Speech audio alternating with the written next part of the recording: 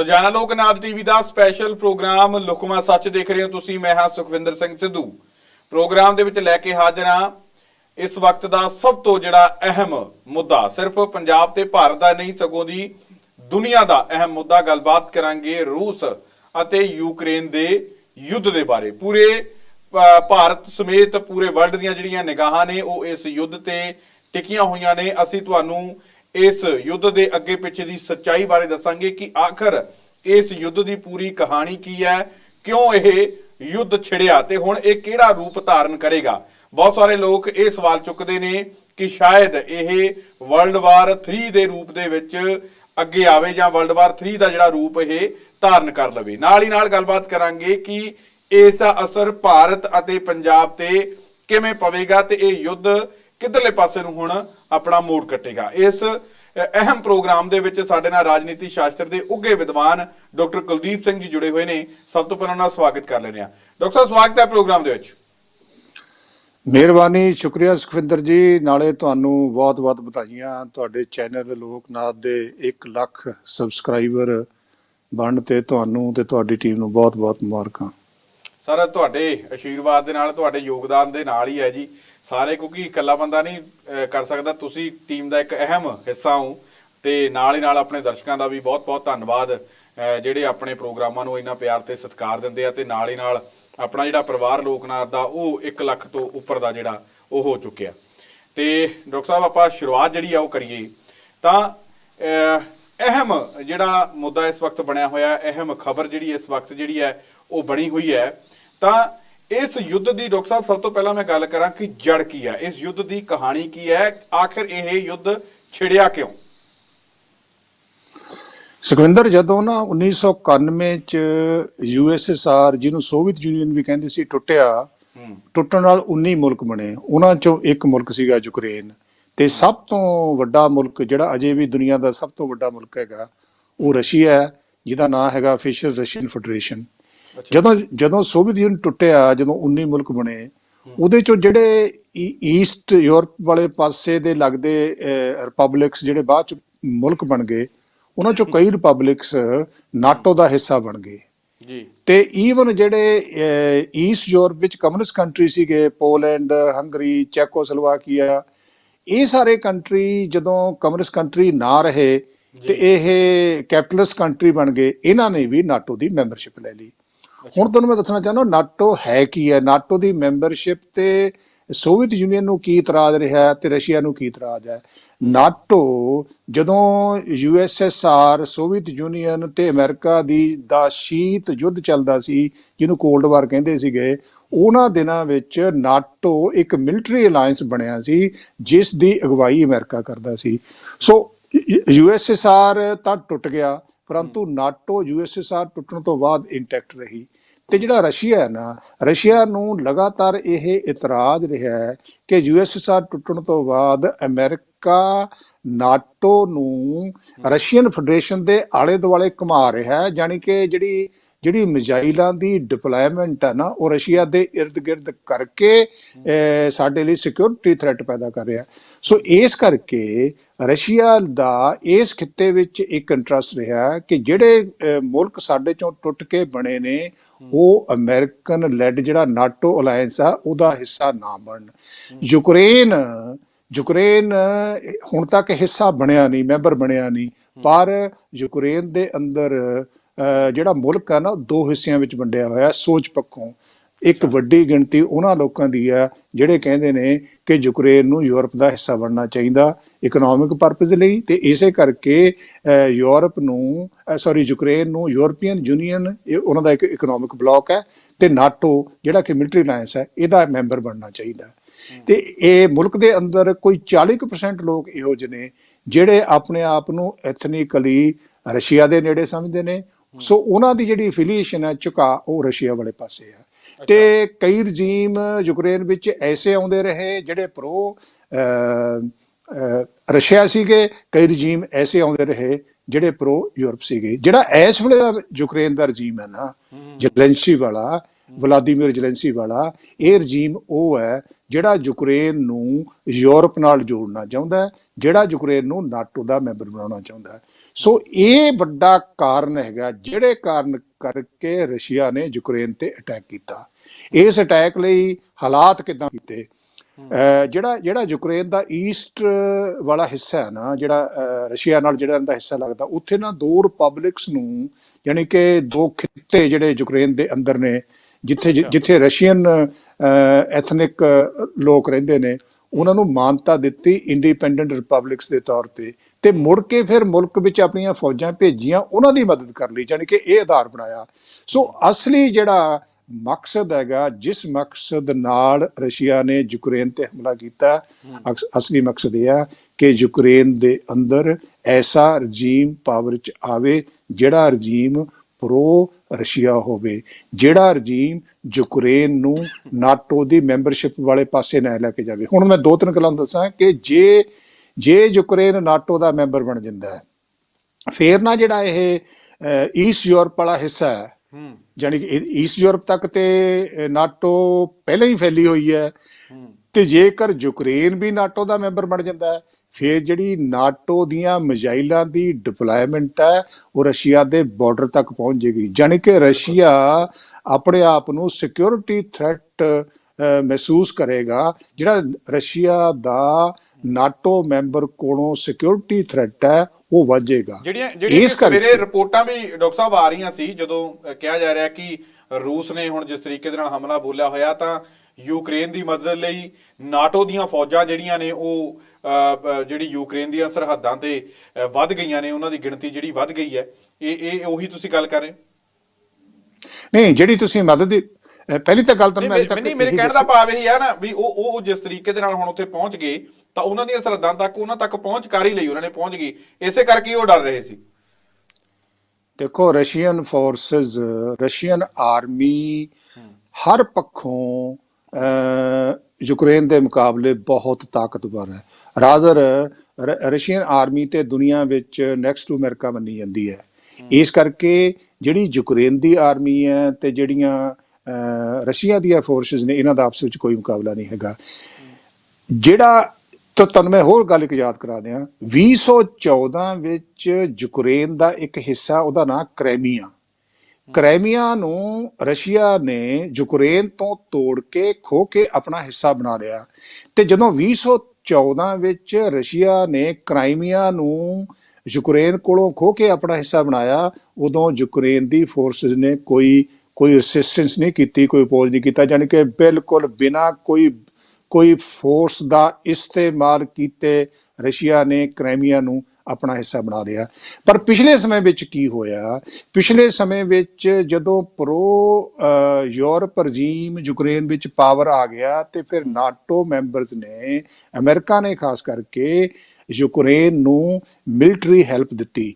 ਚਾਹੇ ਨਾਟੋ ਤੇ ਅਮਰੀਕਾ ਸਿੱਧੇ ਤੌਰ ਤੇ ਯੂਕਰੇਨ ਦੀ ਮਦਦ ਨਹੀਂ ਕਰ ਰਿਹਾ, ਸਿੱਧੇ ਤੌਰ ਤੇ ਦੱਸਿਆ ਕਿ ਯੂਕਰੇਨ ਦੇ ਅੰਦਰ ਜਿਹੜੀਆਂ ਫੋਰਸਿਸ ਰਸ਼ੀਅਨ ਆਰਮੀ ਨਾਲ ਲੜ ਰਹੀਆਂ ਨੇ, ਉਹ ਯੂਕਰੇਨ ਦੀਆਂ ਫੋਰਸਿਸ ਨੇ।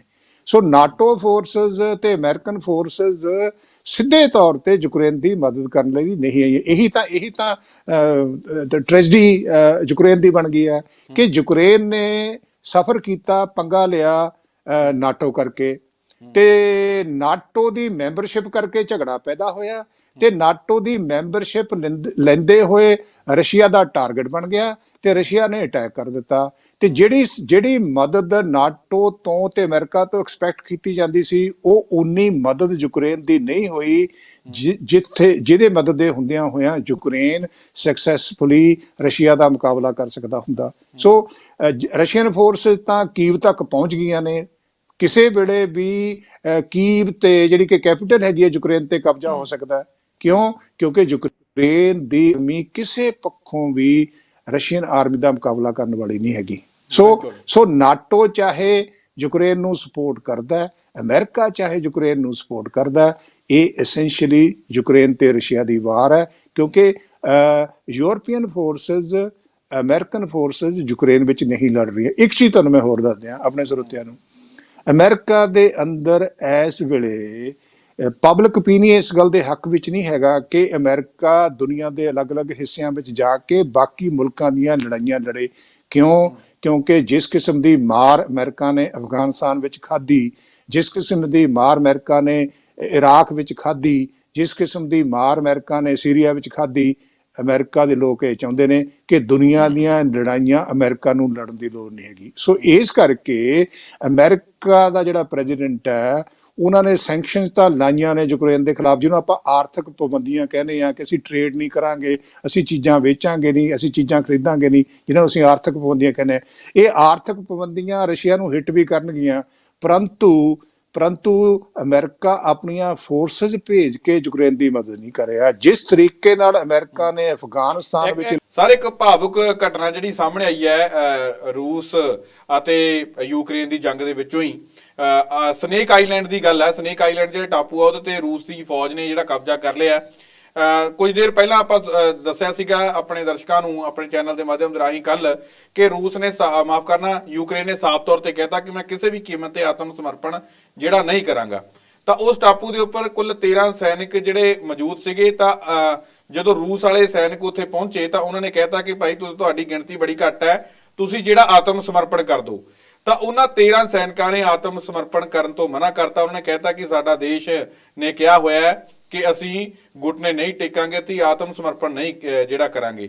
ਤਾਂ ਉਹ 13 ਸੈਨਿਕਾਂ ਨੇ ਆਪਣੀ ਸ਼ਹਾਦਤ ਤਾਂ ਜ਼ਰੂਰ ਦੇ ਦਿੱਤੀ, ਪਰ ਆਤਮ ਸਮਰਪਣ ਨਹੀਂ ਜਿਹੜਾ ਉੱਥੇ ਦਿੱਤਾ। ਬੇਸ਼ੱਕ ਉਹਨਾਂ ਨੂੰ ਮਾਰ ਕੇ ਜਿਹੜਾ ਹੈਗਾ ਰੂਸ ਦੇ ਸੈਨਿਕਾਂ ਨੇ ਉੱਥੇ ਜਿਹੜਾ ਕਬਜ਼ਾ ਵੀ ਕਰ ਲਿਆ। ਦੇਖੋ ਸੁਵਿੰਦਰ, ਇਹ ਹੈ ਕਿ ਜਿਹੜੇ ਸੈਨਿਕ ਕਿਸੇ ਮੁਲਕ ਲਈ ਲੜਦੇ ਨੇ, ਉਹਨਾਂ 'ਚ ਜਿਹੜੀ ਦੇਸ਼ ਭਗਤੀ ਦੀ ਭਾਵਨਾ ਬਹੁਤ ਸਟਰੋਂਗ ਹੁੰਦੀ ਹੈ ਤੇ ਉਹਨਾਂ ਨੂੰ ਇਹੀ ਟ੍ਰੇਨਿੰਗ ਦਿੱਤੀ ਜਾਂਦੀ ਹੈ ਕਿ ਤੁਸੀਂ ਆਖਰੀ ਦਮ ਤੱਕ ਲੜਨਾ ਹੈਗਾ।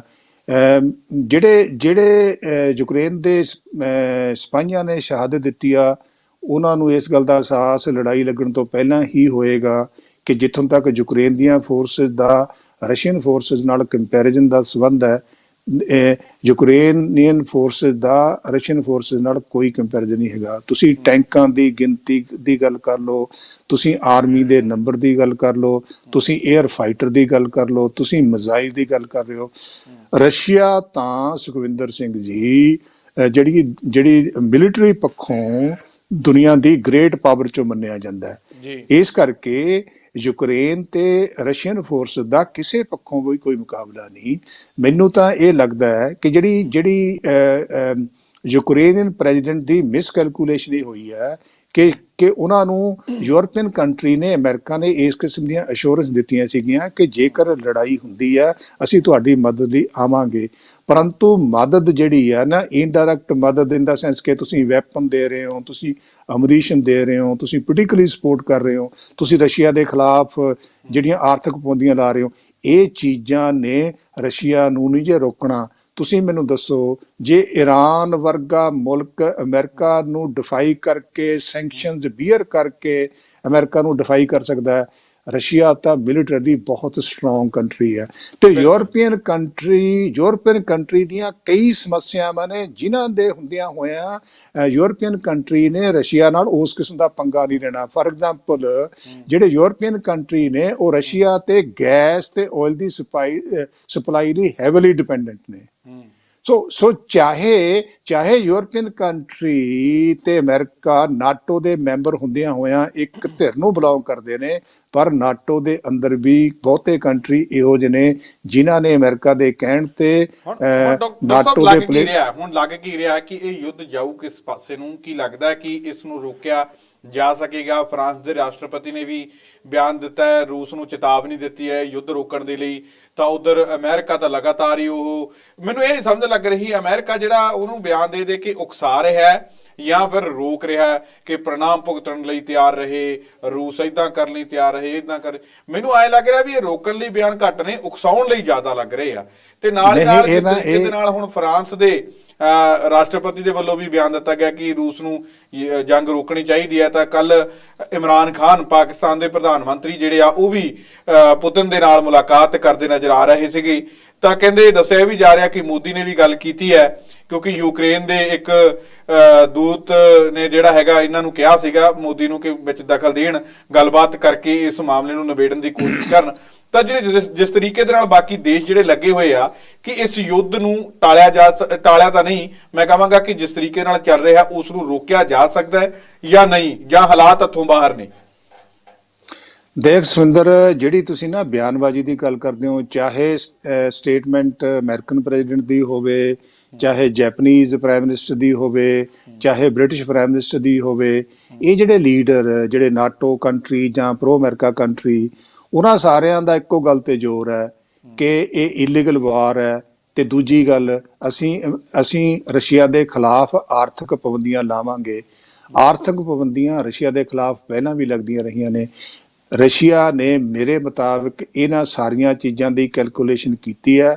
ਇਸ ਕਰਕੇ ਰਸ਼ੀਆ ਹੁਣ ਇਸ ਵਾਰ ਨੂੰ, ਜਿਹਨੂੰ ਕਹਿੰਦੇ ਆ would fight to the finish, ਜਿਹਦਾ ਮਤਲਬ ਇਹ ਹੈ, ਦੇਖੋ ਰਸ਼ੀਆ ਦਾ ਇੰਟਰਸਟ ਯੂਕਰੇਨ ਤੇ ਕਬਜ਼ਾ ਕਰਨਾ ਨਹੀਂ ਹੈਗਾ। ਰਸ਼ੀਆ ਦਾ ਇੰਟਰਸਟ ਹੈਗਾ ਯੂਕਰੇਨ ਦੇ ਅੰਦਰ ਐਸਾ ਰਜੀਮ ਪਾਵਰ ਵਿੱਚ ਆਵੇ ਜਿਹੜਾ ਰਜੀਮ ਯੂਕਰੇਨ ਨੂੰ ਨਾਟੋ ਦਾ ਮੈਂਬਰ ਨਾ ਬਣਾਵੇ, ਜਿਹੜਾ ਰਜੀਮ ਰਸ਼ੀਆ ਨਾਲ ਪਾਰਟਨਰਸ਼ਿਪ ਕਰਕੇ ਚੱਲੇ। ਇਹੀ ਇੰਟਰਸਟ ਹੈਗਾ ਰਸ਼ੀਆ ਦਾ। ਸੋ ਇਸ ਲਈ ਜਿੰਨੀ ਦੇਰ ਤੱਕ ਯੂਕਰੇਨ ਦੇ ਅੰਦਰ ਰਜੀਮ ਚੇਂਜ ਨਹੀਂ ਹੋ ਜਾਂਦਾ, ਜਿਹੜਾ ਕਿ ਮੇਰੇ ਮੁਤਾਬਕ ਜਲਦੀ ਹੋ ਜਾਏਗਾ, ਜਾਣੀ ਕਿ ਇਹ ਲੜਾਈ ਇੱਕ ਤਰੀਕੇ ਨਾਲ ਜਲਦੀ ਕਨਕਲੂਡ ਹੋ ਜਾਏਗੀ। ਜਿਹੜਾ ਰਜੀਮ ਇਸ ਵੇਲੇ ਯੂਕਰੇਨ ਵਿੱਚ ਹੈਗਾ ਉਹਦੀ ਡਿਫੀਟ ਜਿਹੜੀ ਹੈ ਉਹ ਨਜ਼ਰ ਆ ਰਹੀ ਹੈ।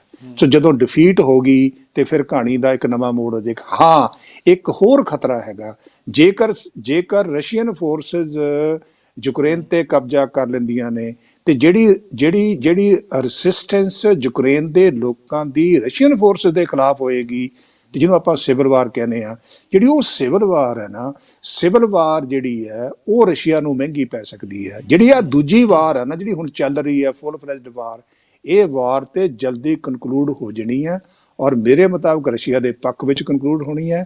ਤੇ ਅਮਰੀਕਾ ਤੇ ਨਾਟੋ ਫੋਰਸ ਦੇ ਸਿੱਧੇ ਤੌਰ ਤੇ ਦਖਲਅੰਦਾਜ਼ੀ ਦੀ ਸੰਭਾਵਨਾ ਬਹੁਤ ਘੱਟ ਹੈ।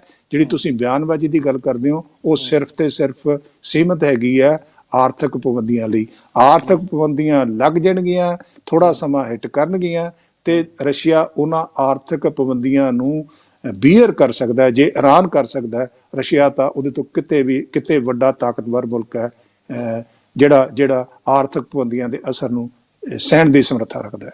ਬਿਲਕੁਲ।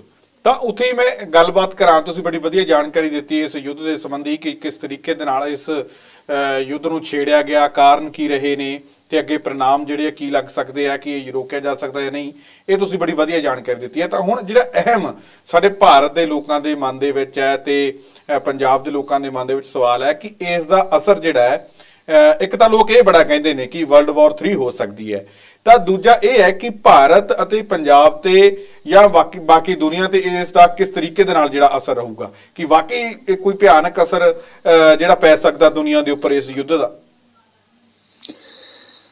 ਦੇਖੋ, ਲੜਾਈ ਤਾਂ ਨਾ ਅਸਰ ਤਾਂ ਇਹਦਾ ਨਾ ਸਿਰਫ ਯੂਕਰੇਨ ਤੇ ਪਏਗਾ, ਰਸ਼ੀਆ ਤੇ ਪਏਗਾ, ਯੂਰਪ ਤੇ ਪਏਗਾ, ਅਮਰੀਕਾ ਤੇ ਪਏਗਾ, ਇੰਡੀਆ ਤੇ ਵੀ ਪਏਗਾ।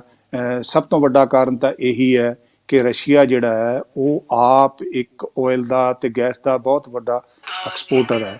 ਹੁਣ ਜਦੋਂ ਆਇਲ ਪ੍ਰਾਈਸਿਸ ਇੰਨੀਆਂ ਵੱਧ ਗਈਆਂ ਨੇ, ਵਰਲਡ ਇਕਨੋਮੀ ਆਇਲ ਦੇ ਪ੍ਰਾਈਸਿਸ ਨਾਲ ਅਫੈਕਟ ਹੋਏਗੀ। ਇੰਡੀਆ ਵੀ, ਜਿਵੇਂ ਤੁਸੀਂ ਜਾਣਦੇ ਹੋ, is heavily dependent on oil imports। ਇੱਕ ਤੇ ਇਹ ਸਿੱਧੇ ਤੇ ਸਿੱਧਾ ਪ੍ਰਭਾਵ ਹੈ। ਦੂਜਾ ਜਿਹੜਾ ਵੱਡਾ ਸਮੱਸਿਆ ਇੰਡੀਆ ਲਈ ਹੈਗੀ ਹੈ, ਜਿਹੜੀ ਲੋਕ ਜਿਹਦੀਆਂ ਪਚੀਦਗੀਆਂ ਆਮ ਬੰਦੇ ਲਈ ਸਮਝਣੀਆਂ ਔਖੀਆਂ ਨੇ, ਉਹ ਇਹ ਹੈ, ਸੁਖਵਿੰਦਰ ਸਿੰਘ ਜੀ, USSR ਟੁੱਟਣ ਤੋਂ ਬਾਅਦ ਜਿੰਨੀ ਦੇਰ ਤੱਕ ਸੋਵੀਅਤ ਯੂਨੀਅਨ ਜਿਉਂਦਾ ਸੀ ਨਾ, ਇੰਡੀਆ ਦੇ ਸੋਵੀਅਤ ਯੂਨੀਅਨ ਨਾਲ ਬਹੁਤ ਨੇੜੇ ਦੇ ਸੰਬੰਧ ਰਹੇ ਨੇ। ਜਿਹੜੀ ਸਾਡੀ ਟੋਟਲ ਆਰਮਡ ਪ੍ਰਪੇਅਰਡਨੈਸ ਹੈ ਜਿਹੜੀ ਇੰਡੀਆ ਦੀ, ਉਹਦੇ 'ਚ ਲਗਭਗ 98% ਸਾਡੀਆਂ ਸਪਲਾਈਜ਼ ਸੋਵੀਅਤ ਯੂਨੀਅਨ ਕੋਲੋਂ ਆਉਂਦੀਆਂ ਹੁੰਦੀਆਂ ਸੀ, ਅਮਰੀਕਾ ਕੋਲੋਂ ਨਹੀਂ ਸੀ ਆਉਂਦੀਆਂ।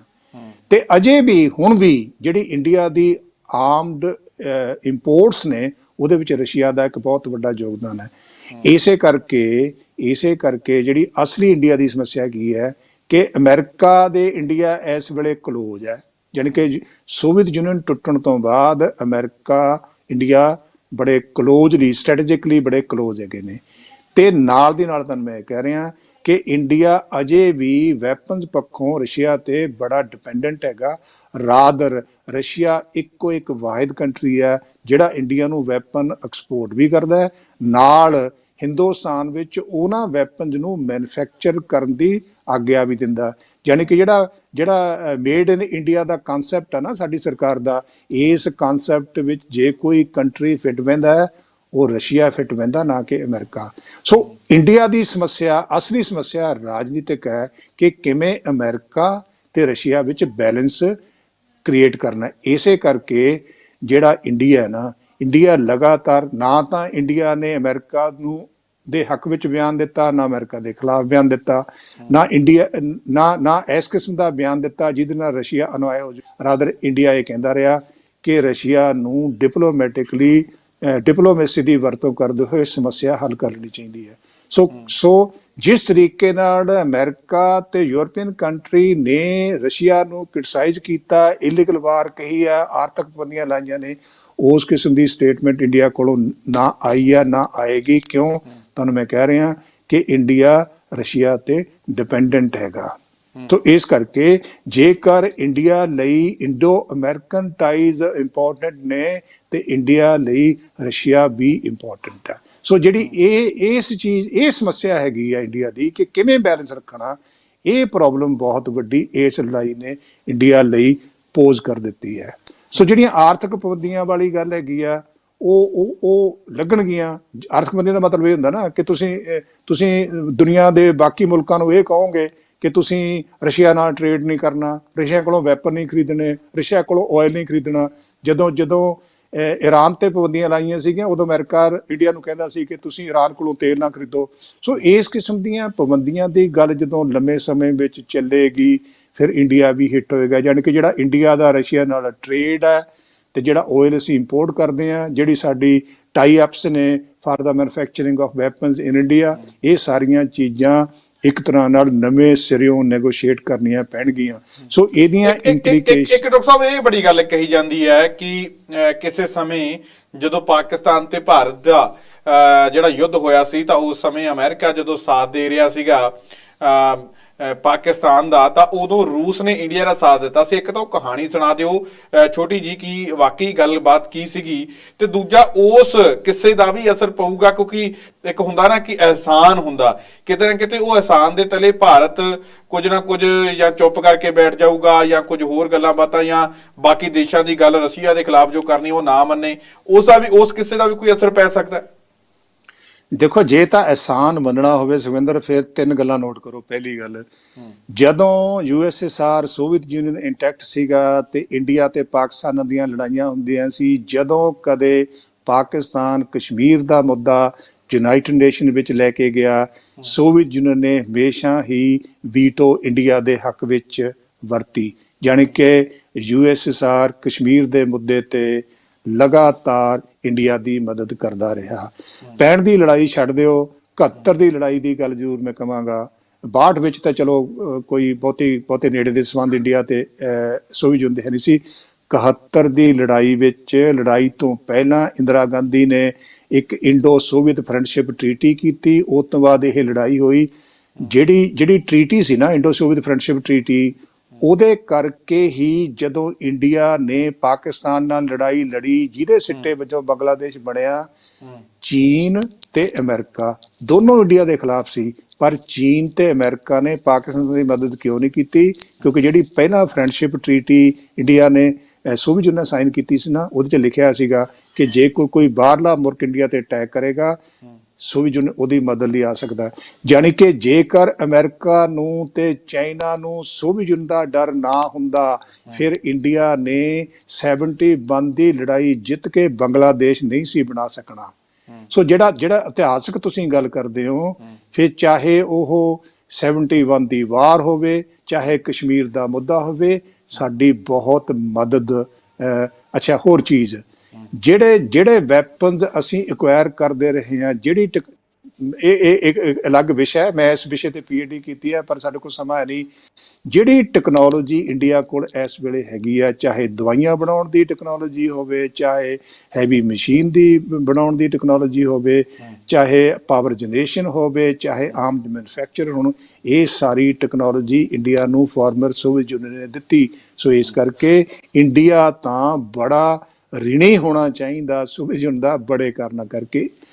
ਇਹ ਗੱਲਾਂ ਛੱਡੋ, ਹੁਣ ਵੀ ਇਸ ਵੇਲੇ ਵੀ ਚਾਹੇ ਅਸੀਂ ਜਿੰਨਾ ਮਰਜ਼ੀ ਅਮਰੀਕਾ ਦੇ ਨੇੜੇ ਹੋਈਏ, ਜਿਹੜਾ ਇੰਡੀਆ ਦੀ ਆਰਮਸ ਇੰਪੋਰਟਸ ਅਸੀਂ ਰਸ਼ੀਆ ਕੋਲੋਂ ਕਰਦੇ ਹਾਂ, ਉਹਨਾਂ ਦੀ ਇੱਕ ਆਪਣੀ ਇੰਪੋਰਟੈਂਸ ਹੈਗੀ ਆ। ਸੋ ਸਾਡੇ ਲਈ ਅਜੇ ਵੀ ਰਸ਼ੀਆ, ਇਸ ਕਰਕੇ ਇੰਡੀਆ ਦੇ ਅੰਦਰ ਇੱਕ ਬੜੀ ਵੱਡੀ ਲੌਬੀ ਇਹ ਕਹਿੰਦੀ ਹੁੰਦੀ ਹੈ ਕਿ ਜੇਕਰ ਇੰਡੀਆ ਨੇ ਅਮਰੀਕਾ ਨਾਲ ਦੋਸਤੀ ਕਰਨੀ ਹੈ ਕਰੋ, ਪਰੰਤੂ ਇੰਡੀਆ ਨੂੰ ਇਸ ਤਰੀਕੇ ਨਾਲ ਅਮਰੀਕਾ ਨਾਲ ਦੋਸਤੀ ਨਹੀਂ ਕਰਨੀ ਚਾਹੀਦੀ ਜਿਸ ਦੋਸਤੀ ਦੇ ਸਿੱਟੇ ਵਜੋਂ ਰਸ਼ੀਆ ਸਾਡੀ ਸਕੀਮ ਆਫ ਥਿੰਗ ਚੋਂ ਬਾਹਰ ਨਿਕਲ ਜਾਵੇ। ਕਿਉਂ? ਰਸ਼ੀਆ ਸਾਡੇ ਲਈ ਅਜੇ ਵੀ ਕਈ ਕਾਰਨਾਂ ਕਰਕੇ ਬਹੁਤ ਮਹੱਤਵਪੂਰਨ ਹੈ, ਸਾਡੀ ਇਕਨੋਮੀ ਲਈ, ਸਾਡੀ ਟੈਕਨੋਲੋਜੀ ਇੰਪੋਰਟਸ ਲਈ, ਸਾਡੇ ਆਰਮਜ਼ ਪ੍ਰਪੇਅਰਡਨੈਸ ਲਈ। ਬਿਲਕੁਲ ਬਿਲਕੁਲ। ਤਾਂ ਡਾਕਟਰ ਸਾਹਿਬ, ਤੁਸੀਂ ਸਾਡੇ ਨਾਲ ਇਸ ਪ੍ਰੋਗਰਾਮ ਦੇ ਵਿੱਚ ਜੁੜੇ ਅਹਿਮ ਜਾਣਕਾਰੀ ਜਿਹੜੀ ਹੈ ਉਹ ਸਾਡੇ ਨਾਲ ਸਾਂਝੀ ਕੀਤੀ ਹੈ, ਤਾਂ ਤੁਹਾਡਾ ਬਹੁਤ ਬਹੁਤ ਧੰਨਵਾਦ। ਮਿਹਰਬਾਨੀ, ਸ਼ੁਕਰੀਆ। ਤਾਂ ਇਹ ਸਨ ਡਾਕਟਰ ਕੁਲਦੀਪ ਸਿੰਘ ਜੀ, ਜਿਨ੍ਹਾਂ ਦੇ ਵੱਲੋਂ ਇਸ ਅਹਿਮ ਵਿਸ਼ੇ ਦੇ ਉੱਪਰ, ਅਹਿਮ ਮੁੱਦੇ ਦੇ ਉੱਪਰ ਸਾਡੇ ਨਾਲ ਗੱਲਬਾਤ ਕੀਤੀ ਗਈ ਹੈ। ਇਸ ਅਹਿਮ ਯੁੱਧ ਦੇ ਬਾਰੇ ਸਾਨੂੰ ਜਿਹੜੀ ਇਸ ਦੀ ਪੂਰੀ ਜੜ ਹੈ ਉਹਦੇ ਤੋਂ ਸਾਨੂੰ ਜਾਣੂ ਕਰਵਾਇਆ ਗਿਆ, ਤੇ ਨਾਲ ਹੀ ਨਾਲ ਉਹਨਾਂ ਦੇ ਇਹ ਵੀ ਦੱਸਿਆ ਕਿ ਕਿਸ ਤਰੀਕੇ ਦੇ ਜਿਹੜੇ परिणाम ਇਸ ਦੇ ਨਿਕਲ ਸਕਦੇ ਆ, ਤੇ ਭਾਰਤ ਅਤੇ ਪੰਜਾਬ ਦੇ ਉੱਪਰ ਇਸ ਯੁੱਧ ਦੇ ਕਿਸ ਤਰੀਕੇ ਦੇ ਅਸਰ ਪੈ ਸਕਦੇ ਨੇ, ਦੁਨੀਆ ਤੇ ਕਿਸ ਤਰੀਕੇ ਦੇ ਅਸਰ ਪੈ ਸਕਦੇ ਨੇ। ਇਹ ਅਹਿਮ ਜਾਣਕਾਰੀ ਜਿਹੜੀ ਹੈ ਡਾਕਟਰ ਸਾਹਿਬ ਨੇ ਜਿਹੜੇ ਅਹਿਮ ਵਿਚਾਰ ਸਾਡੇ ਨਾਲ ਸਾਂਝੇ ਕੀਤੇ ਨੇ। ਉਮੀਦ ਕਰਦੇ ਹਾਂ ਕਿ ਡਾਕਟਰ ਸਾਹਿਬ ਦੇ ਕੀਮਤੀ ਵਿਚਾਰ ਤੁਹਾਨੂੰ ਜ਼ਰੂਰ ਪਸੰਦ ਆਏ ਹੋਣਗੇ। ਦੁਬਾਰਾ ਫਿਰ ਮਿਲਾਂਗੇ ਇਸ ਪ੍ਰੋਗਰਾਮ ਦੇ ਵਿੱਚ, ਤਦ ਤੱਕ ਲਈ ਦਿਓ ਇਜਾਜ਼ਤ। ਧੰਨਵਾਦ।